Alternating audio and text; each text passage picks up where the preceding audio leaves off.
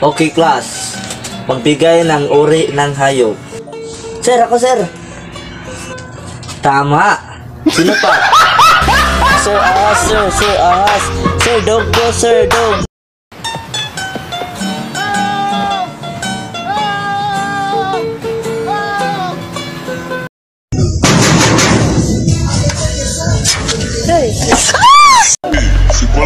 Lalay! Bakit po makinsab yung ulo nyo? Nilagyan nyo po ba ng floor wax?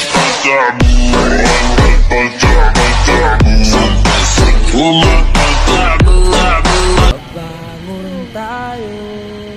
Nescafe nga. 3-in-1? Hindi. Yung puro. Nescafe Classic. Bunga ng 100% puro at natural. Kapeng-kape ang lasa at aroma. Para 100% gising ang isip, katawan at diwa.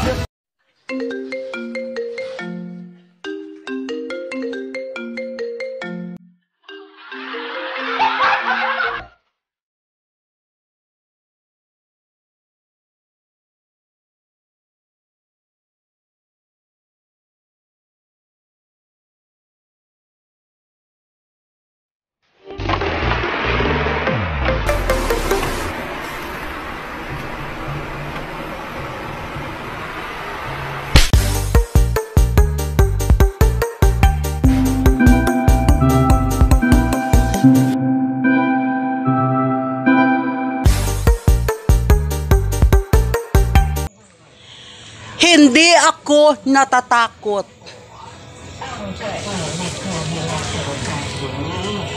Hindi ako kinakabahan.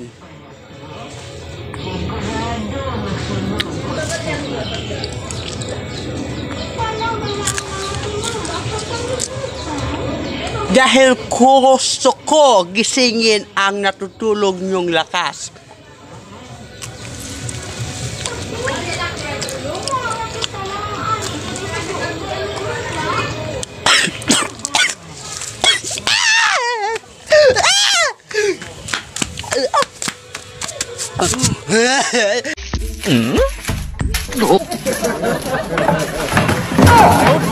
Kadami mo namang kasing alam, pre. Nakikitagay ka na nga lang eh. Boss, sorry boss. Di ko naman sinasadya eh. Hindi kasi magdahan-dahan eh. Wala ka ng trabaho, tanggal ka na. Hayop na yan, kakapaayos ko lang yan eh. Huwag ka na lang magmotor, pre. Di ka naman marunong eh. Sinelas, libre suntok. Madulas siya, madulas. Ano po eh? 50. Ano side? 49, boss. Next. Ano? May puti. Ay!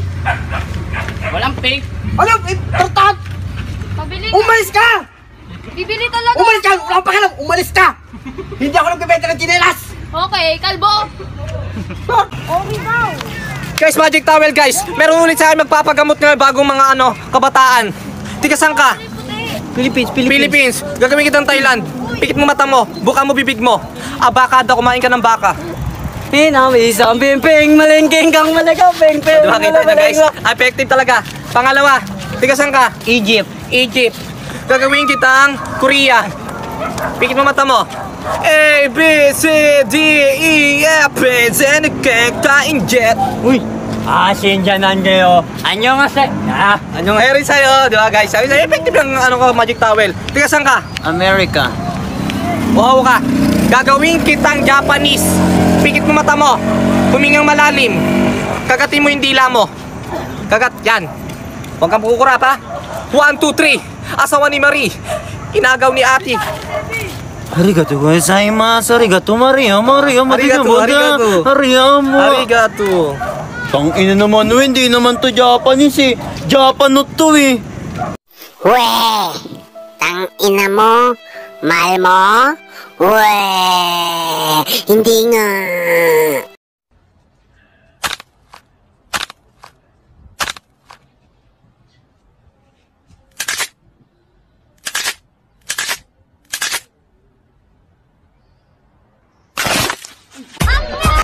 Tignan mo nga to. Yan. Nagpadala ng litrato yung anak mo galing Amerika. Wow, ang ganda. Mukhang asensado na ah. Oo nga. Mukhang asensado nga ang anak natin. Palagay ko nga. Kaya lang, yung nakasulat sa likod, hindi ko mabasa. Pakibasa nga. Oo nga. Papa, Mama, kung di dahil sa coaching sinasandalan ko ngayon, natumba na ako sa gutom. Hey, y'all, come look at this. Mahirap po maging-tambay, biruin nyo. Pagkagising nyo, kakain kayo. Tapos? Pagkakain nyo, lalabas kayo ng bahay, makikipagkwentuhan kayo. Tapos? Sisiraan nyo yung mga taong wala namang ginagawa sa inyo. Pag nagutom ka, pagdating ng Itbulaga, kakain ka na naman. Oo, pagkakain. Lalabas ka na naman. Oo, tapos? Pero nagdaan, sisiraan mo na naman yan. Pagdating ng hapon. Matutulog po ng tanghali. Oo. Para pagising po, merienda na. Tapos po kakain na naman. Hanggang kailan ka magiging tambay? Kung ako po tatanungin nyo, hanggang mamatay po ako, gusto ko maging tambay. Mahirap po pagdating ng gabi, maliligo ka, tapos makikipag-inuman ka. Habang nakipag-inuman ka, pag may nagdaan, sisiraan mo na naman.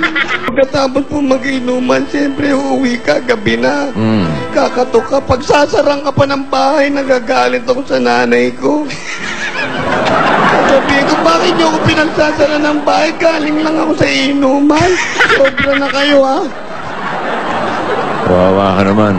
Pagod ako sa kakainom pagka naman wala pang pagkain. Tinutulog po.